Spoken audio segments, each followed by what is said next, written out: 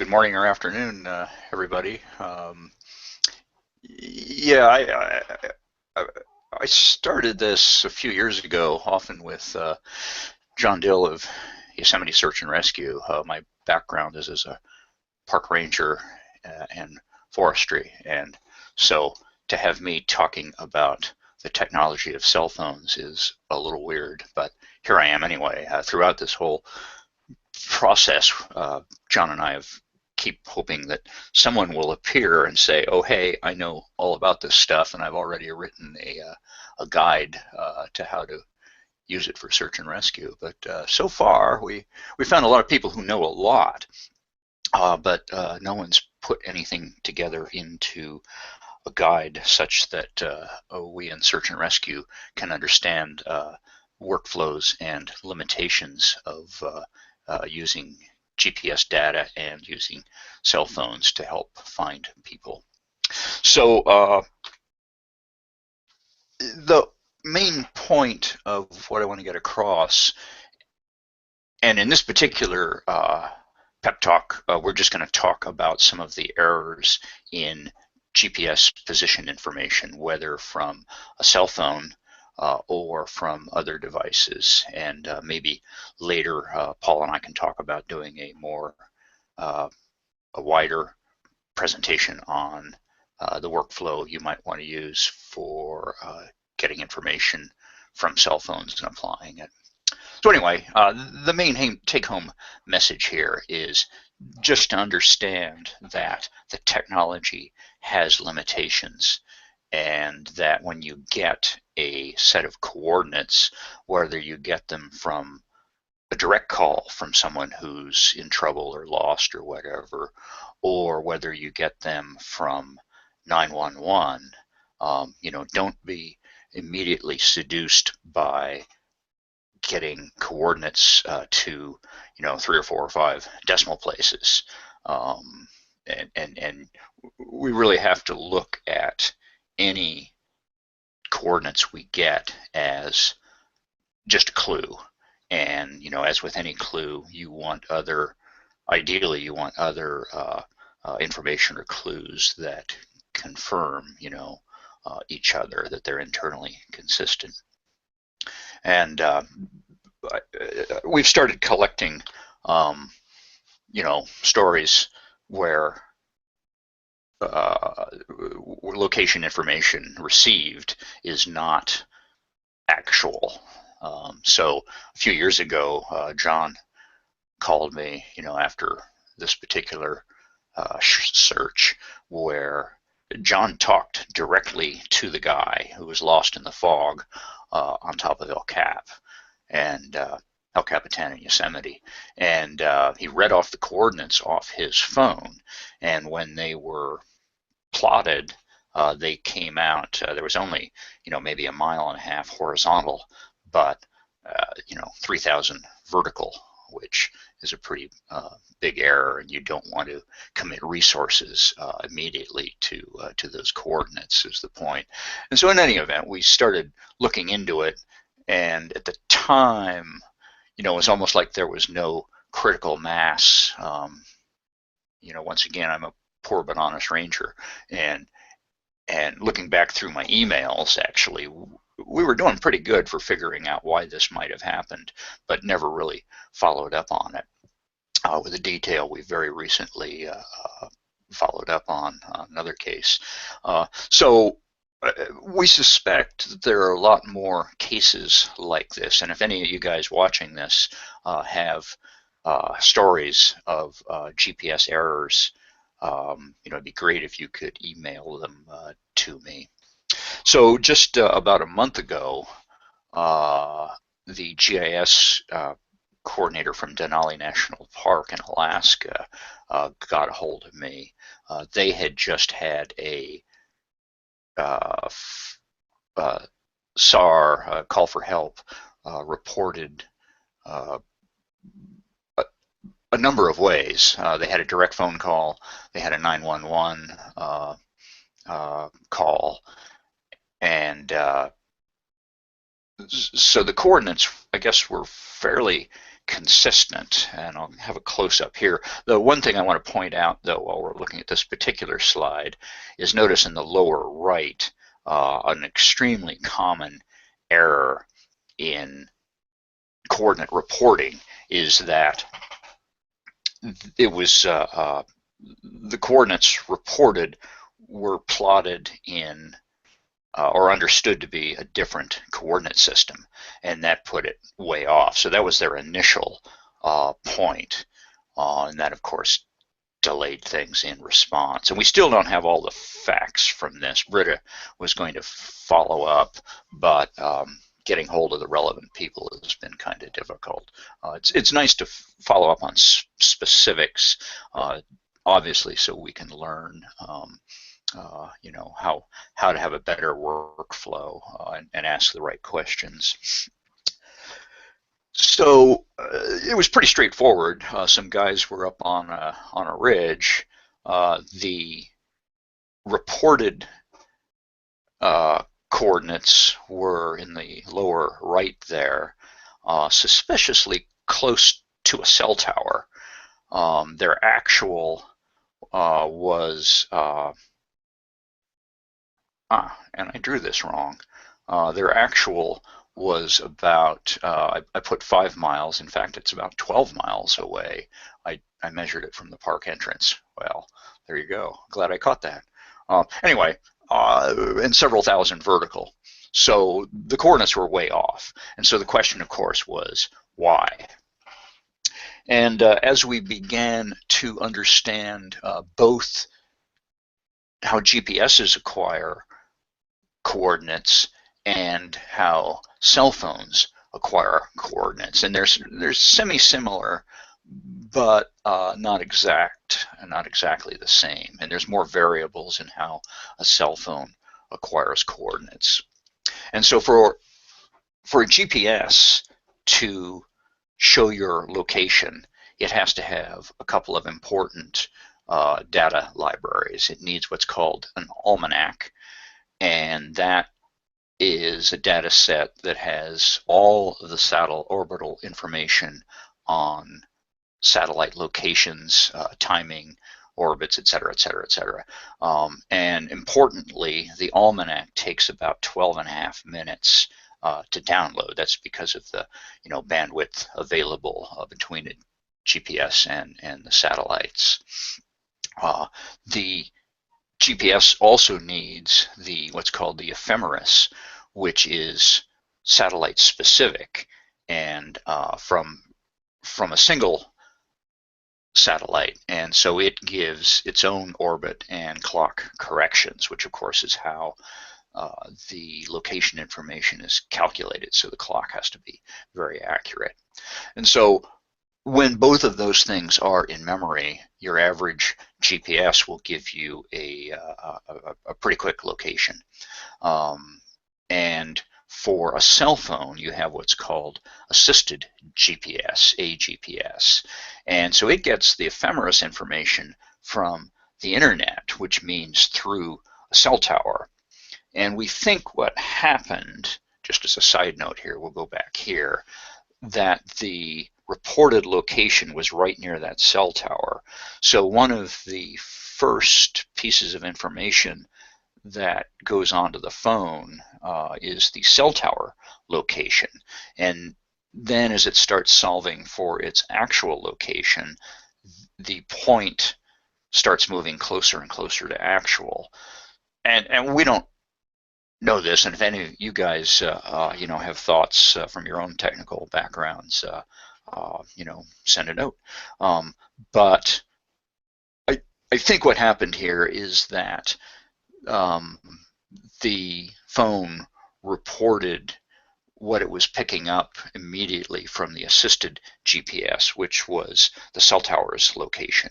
And you'll also see that in 911 calls. I worked in a dispatch center for about 3 or 4 months, and sometimes the initial 911 call would just be the location of the cell tower, and so you'd know roughly where the person, well, you'd know in a huge area where the person was, but it ultimately didn't do you a lot of good.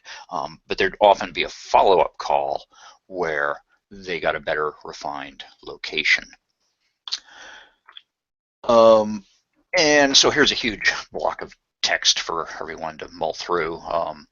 But this will be available as a recording as well. But basically, because the almanac takes so long to download, if the GPS has been off for a very long time, or say if the cell phone is brand new or also has been off for say a week or two, then it needs a new almanac to be downloaded. And as I said, that takes 12 and a half minutes to even get the almanac. And if you're down below trees or something like that, it'll take longer. And also if you've moved, so if you've had your phone or GPS off for over a move of 100 kilometers, then same thing, it needs to acquire a new almanac. And then once it's acquired the almanac, then it needs the ephemeris data from the individual satellites that it's able to find. So you're talking at least 20 minutes with what's called a cold start.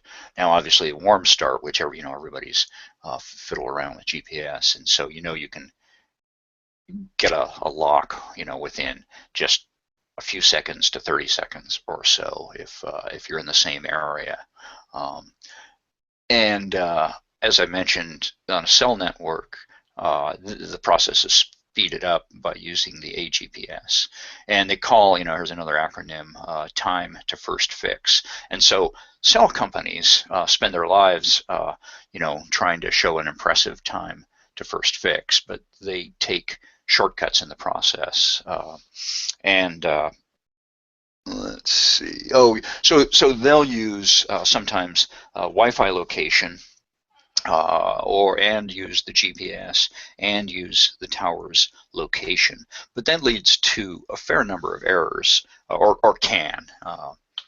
And as SAR people, you just have to be aware of them, because I think the technical knowledge, to be able to talk to somebody on the phone and say, well, is X, Y, or Z happening? And you're just not going to do that. So what we need is a workflow that will mitigate the errors as much as possible, and understand the errors inherent in the system, and then just make a decision as far as sending resources to that location. And here's, a set of error sources, and under user dependent, multipath is also another very important source of error. So that's when the incoming satellite signal bounces off a cliff or a building or whatever. And I've seen errors of up to a couple of miles with that, where you end up with a scatter plot of let's get rid of Sunny Jim here, where you end up with essentially a scatter plot of location information. The nice thing about multipath is you can sort of recognize that's what's happening. But in any event, something else to be careful of. And then it has user errors caused by the operator, the GPS receiver, and the prime one there is just carefully relaying the coordinates and identifying the coordinate type, and you have to be really careful of that. In fact, a year or two ago in the Park Service, I basically said, whatever coordinates you get, assume they're wrong, and you've got to go back to the original source. There are just so many errors made. In fact, just last week, we had a SAR just north of where I live, a different county, and the sheriff, was giving me the coordinates so I could start on mapping, and he read out, a string of four or five digits in a row, and then said point, and then another set of digits. Well, that made no sense. And I didn't call them on it or anything, but what it was degrees decimal minutes, so it should have been 120 degrees 37 point 456 minutes. And I thought, well, he's just reading it wrong over the phone. But when I looked at the original interview form, it was written down the exact same way. So the interviewer wrote it down wrong. So anyway, obviously, part of the workflow has to be to double check the coordinates you get. Make sure that you all know what coordinate system it's in. And the various error types of electronic and atmospheric ways that coordinates can be off. Although, in my experience, the atmospheric ones anyway, don't seem to make a huge amount of difference. But multipath for sure, and error reporting is another one. And for cell phones, then you have the additional errors of how the GPS and cell phone accuracy is set, because there's settings on your cell phone, to power save, which means turning off the GPS and just using Wi-Fi and cell tower, and then various other settings. And so here's a graphic of a test a few weeks ago after the Alaska mistake. And a couple of people are testing their own cell phones and just seeing what the various settings do to accuracy. So, GPS only, most everything's clustered on the left, power saving with Wi-Fi on, and then high accuracy with Wi-Fi on, and then power saving with Wi-Fi off. Actually gave the worst, that was 1,300 feet off. So you can go out and fiddle around with this yourself. And in the great scheme of things, once again, you're not going to know as a SAR person or advising the sheriff, you're not going to know what the settings were, and it's really hard to follow up, especially in an emergency situation, and 911 is not going to do you a lot of good. So once again, it's awareness and coming up with a workflow that will mitigate these errors or narrow them down. And here's a scatter plot, essentially, of solving from the cell phone pings. This is where law enforcement goes to the cell carrier and gets the cell phone data. And here are the solutions given by the cell carrier. Well, without analysis, this does you almost no good. It does you some. You'll notice that the solutions to the pings, and when you're just working with the so-called pings or even transactions. So a ping is just the cell phone talking to the tower and saying I'm here, and that's actually minimal information. It's very difficult to get. You often don't get a direction. You just get a round trip distance from tower to cell phone. And so that's got a lot of variables as they try and solve that. And then using the sector cones of the cell tower, you can sometimes get a rough direction because that information will have which sector cone it comes off of. And notice it's an arc here, so it's a solution for the round trip distance at a certain distance. So that was consistent, but they kept getting different directions on it. And so even though the scatter seems to sort of centralize here to the left of the freeway, the actual location was to the right of the freeway.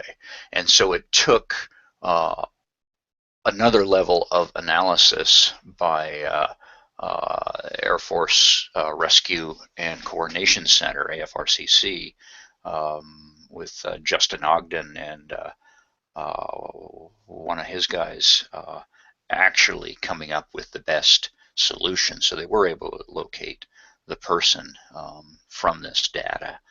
But at the lower level, at a sheriff or a SAR team, getting this information, it wouldn't prove useful until you get a better level of analysis. And for that, at the moment, there's only a few people apparently, and if you know more people, anyone out here in the audience, if you know more people, that would be great. Justin has just started a website with tools to start teaching this stuff, but it's still kind of complicated, and he often uses the phrase his secret sauce for the level of analysis and assumptions he makes when coming up with solutions.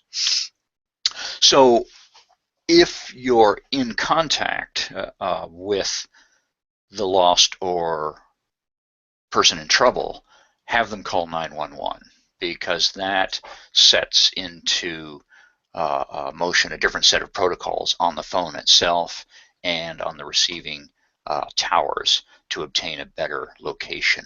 And those involve either, depending on the phone type, either using the cell phone's GPS or increasing the accuracy of what's called a network-derived solution. So just using the tower and location and round-trip distance and data like that.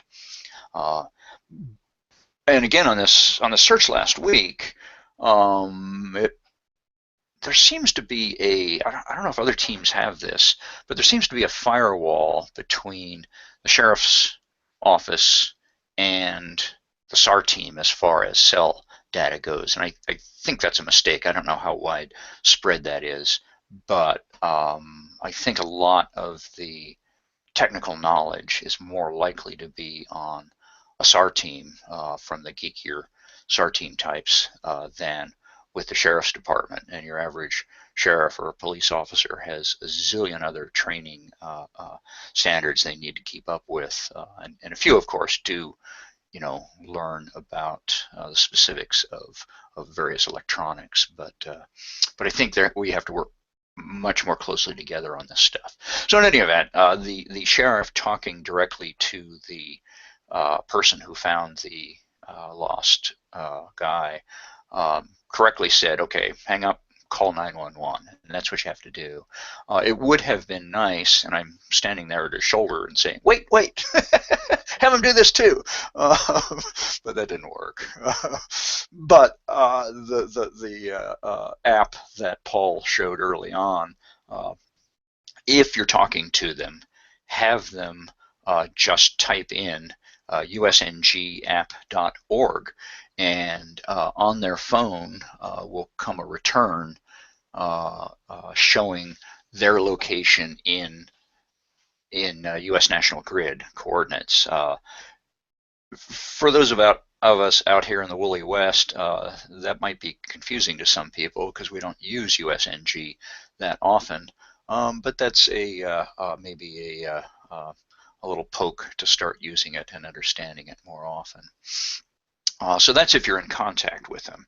If you're not in contact with them, you can also, and you can still do this if you are, tell them to be prepared for a follow-up text. And when they reply to it, then that's the next URL, gps.asrc.net. They'll send their location information to an online map. And Eric is going to talk about that in a few minutes and give more detail on how that works. And both of these are pretty neat apps, and so you should have them on hand. And as I say here, repeat this 25 minutes later, just in case you're getting incorrect data because of almanac or any of those other variables. So if the two are in agreement or darn close, then and also in agreement with 911, then yeah, you've got a pretty high probability that that's where the person is. And I am in the process of writing a guide to cell phone forensics for search and rescue. And in it, I go into a little more detail on some of the limitations of cell phones and location information, and suggest workflows for SAR teams. I consider this a draft. It would sure be nice to get more technical advice on it.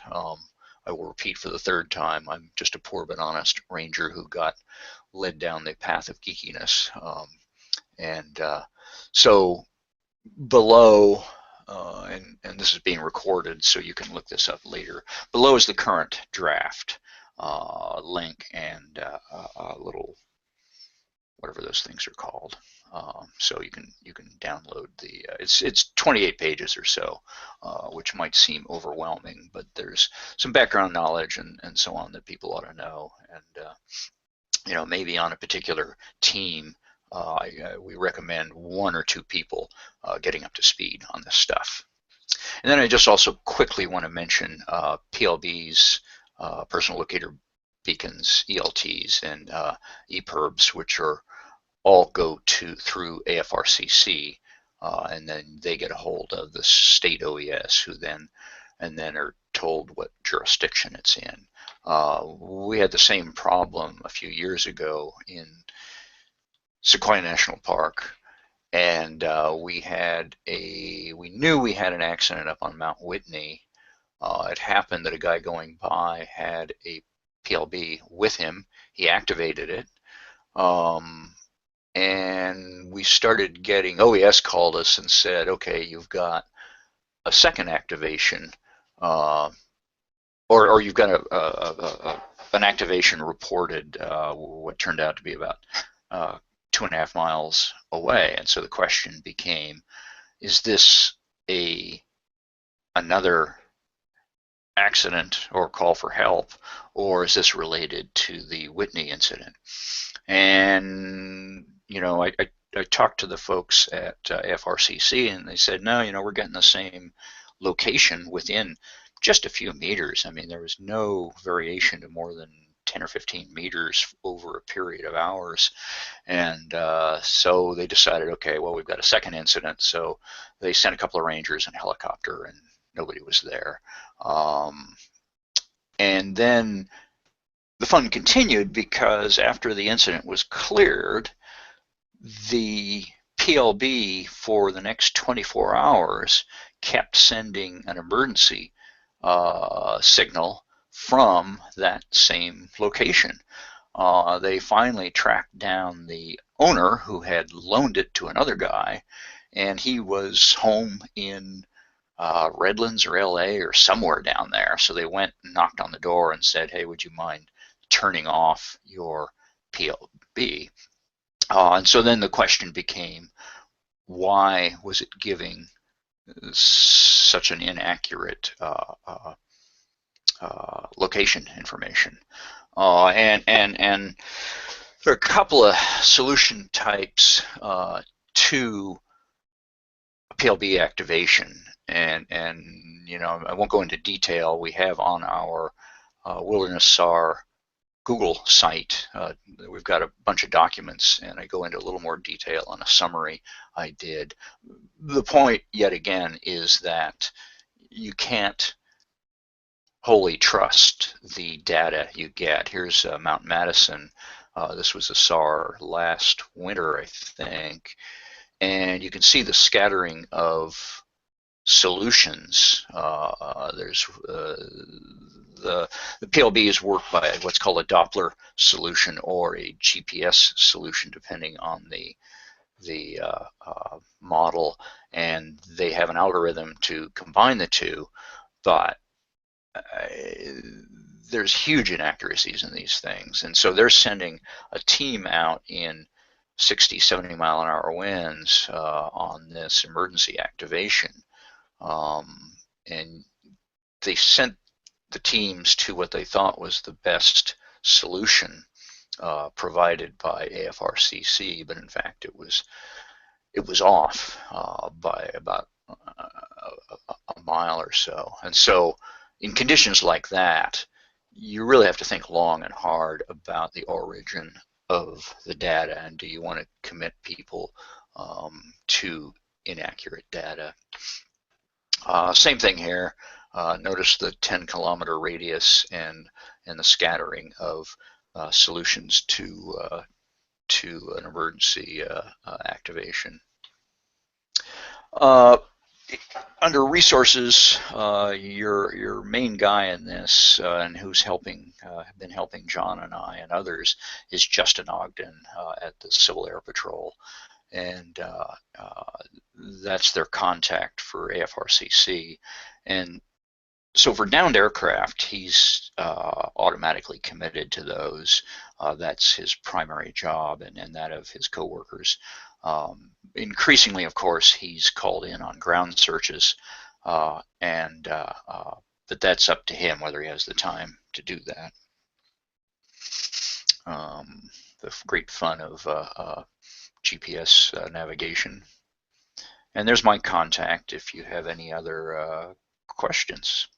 So there you go. And now Eric can, let me get rid of,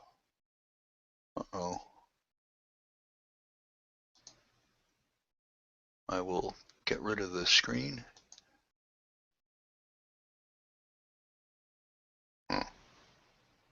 Still there, Paul?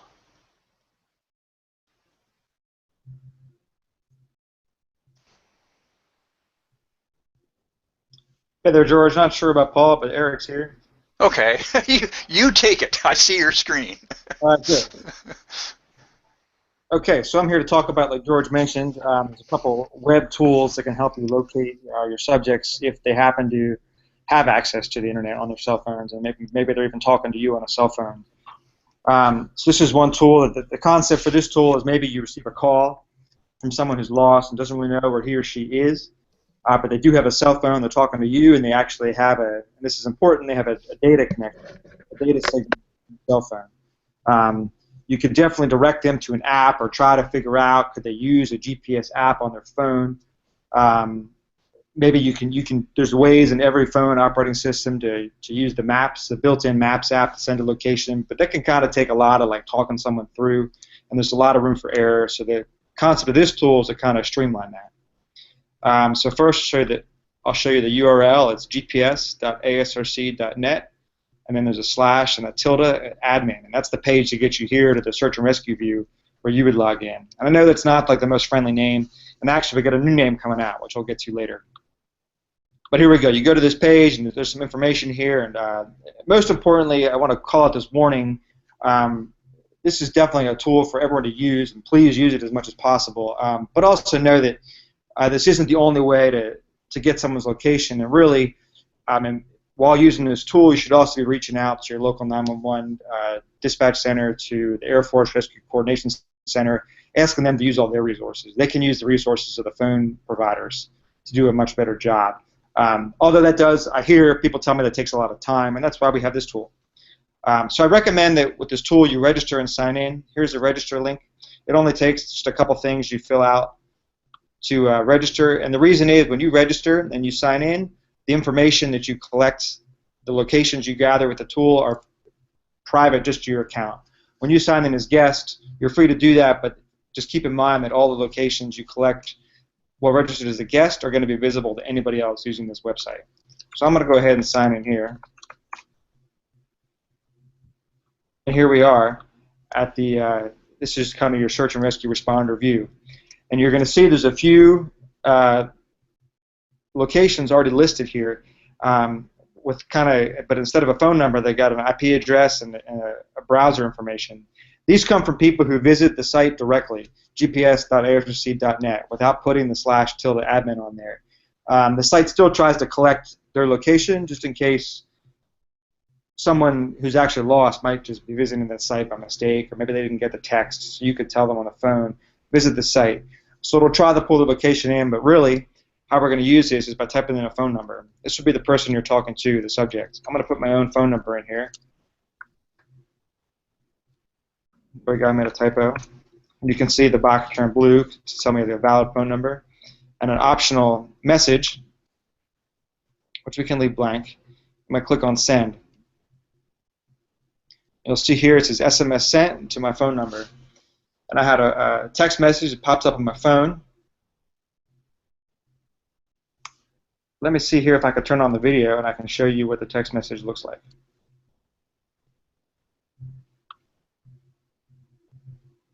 I'm going to stop share screen. All right.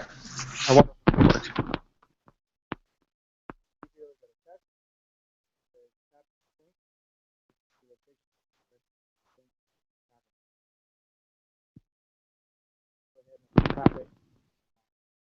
My phone here is going to give me just a warning, say, hey, you're tapping on a link. That's going to be depending on the phone operating system. And the website is going to launch. Here it is right now. It says tap allow to send your location to search and rescue. Some users will have to. It's an opt-in technology. This is something that the mobile web browsers provide as an interface to websites to share location, but it's only with the user's consent. They may be prompted to click allow. And in this case, I've already done this, so it just automatically worked, and it says your location's been received by search and rescue. So let's head back to our website.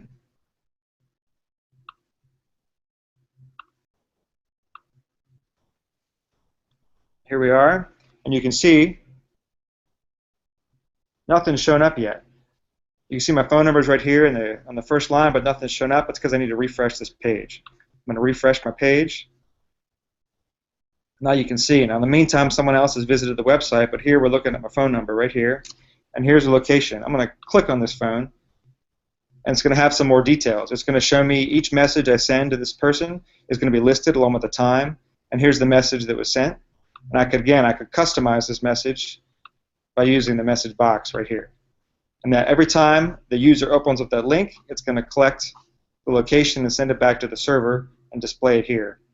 There's a few things that are worth noting. One is the time of location column. The geolocation API that this website uses provides a way to ask the phone, tell me the best location that you know and tell me when you obtain this location. A lot of people ask me, well, how does this website find the location? And it doesn't really. It just asks the phone, tell me the best location you have. That could be based on GPS location, if the user has their GPS turned on. It could be based on Wi-Fi network location, if the user has Wi-Fi turned on. It can use the cellular network to come up with an approximation of location if there's a network signal. Now, we're assuming your users are lost. They're somewhere out in the wilderness. There's probably no Wi-Fi nearby, so that's not going to work too well. If their GPS is turned on, they got a likelihood of getting a good GPS signal, and of course they're talking to you on the phone. So there might be an approximate network-based location, but those aren't usually so accurate. One thing this app cannot do, it cannot turn on the phone's GPS by itself. That's something the user has to do. That's something you can direct the user to on the phone, is turn on the GPS. And something I'd like to improve with this tool is to have some screenshots that kind of show up automatically to walk the user through. Here's how to turn on your GPS. I'd love to work on that, and actually I'd love to hear from the users if anyone has, like, even the time to take some screenshots. Send them my way or get in touch. We'll find a way to work together. But here, what's important is this location column and the accuracy number. Although I can't tell you was the user's GPS turned on, I certainly can't turn it on. The phone does say, here's my location and here's what I think my accuracy is.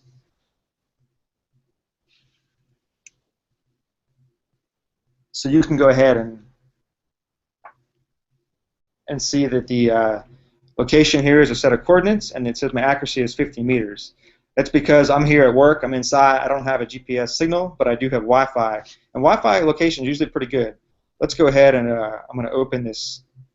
If I can just click on this link right here, I can open it up in a new tab. Make sure that's screen sharing just fine. You can see it shows you right here in the Rotunda building in Oakland, California, and that is indeed exactly where I am. Here we are, sunny California.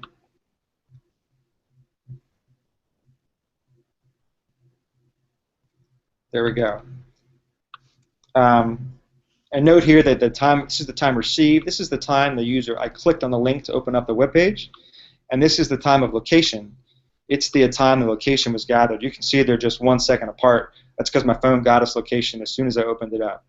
But like George said, he brought up some past incidents where the location reported was far away from the actual location of the subject. And one possible reason is the phone kind of had an old location and it couldn't get a new one, so it just sent the old one. So you should just be aware of this column and check that out. If it's a really old location number, you could just send another message to the user, have them click the link again. Maybe the phone will try to get a new fix. There's some other columns here: altitude, heading, and speed. Most phones I found do not actually report that information, but I do include it there. Some phones might. It's part of the geolocation API that lets the websites ask for location.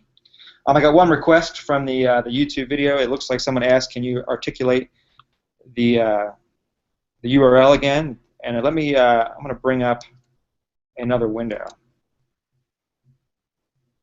and share that. It is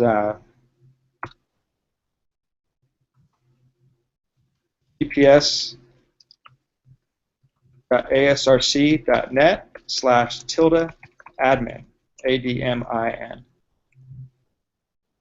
And hold on just 1 second, and we'll share that.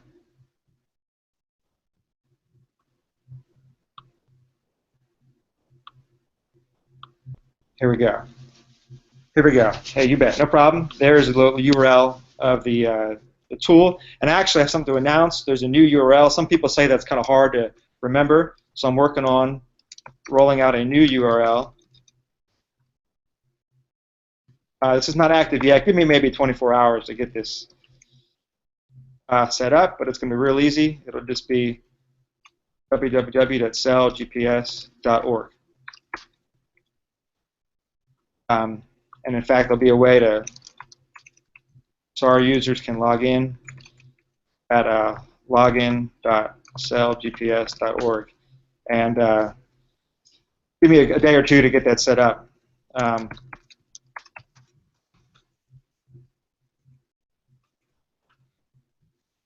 we go. That'll be easy to remember. But the old address, this will still work, and it works now. You can use this tool today. Thanks for your time. I really appreciate your feedback, and I'm always welcome to the link at the bottom of every page on that website with a link to send me an email. I'm always looking forward to hearing feedback. I'd love to hear if you have trouble with the tool, or if you find that it does. I certainly love to hear if people are found using the tool, but also I'd be definitely interested to hear if it doesn't work, if it reports an inaccurate location. I'd like to gather some more data on how accurate the tool really is, like what percentage of the time. Although in my testing, it seems like it works. Most of the time for me, it works very well. But again, the real world is full of corner cases. I'd love to hear your results. And that's about all I have. I will pass that on back to Paul.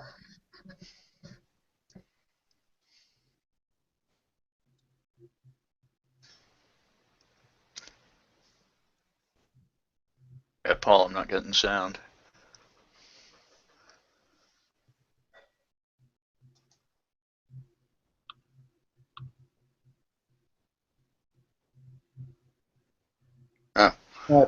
Paul is saying his microphone is muted.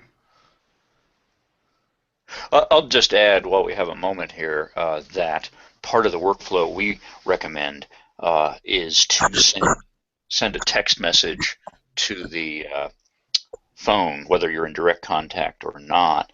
Send a text message for the receiver, the lost person, to immediately call 911 and sign it, from the local sheriff's department.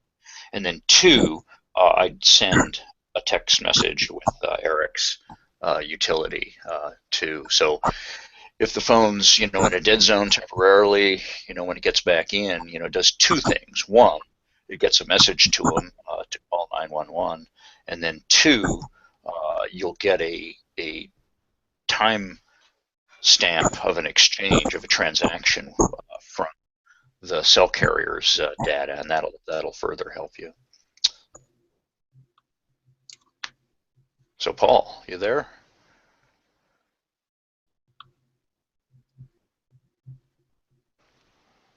We could start making stuff up. Well, while we're waiting for Paul, I remember one more thing. Some people ask, is there a data retention policy for this tool? Every location you collect while you're logged in as a registered user is stored for 1 week, after which it's permanently deleted.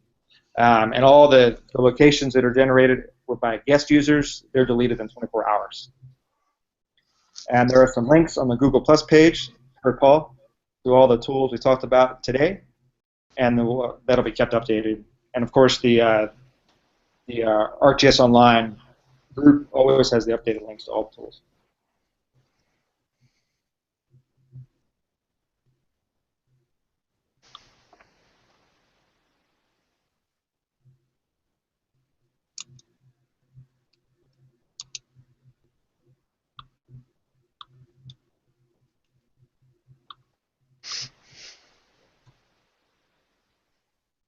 All right, in that case, absent any questions, we will, I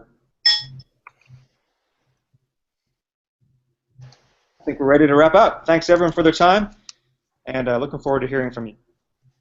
Yeah, thanks. See you guys.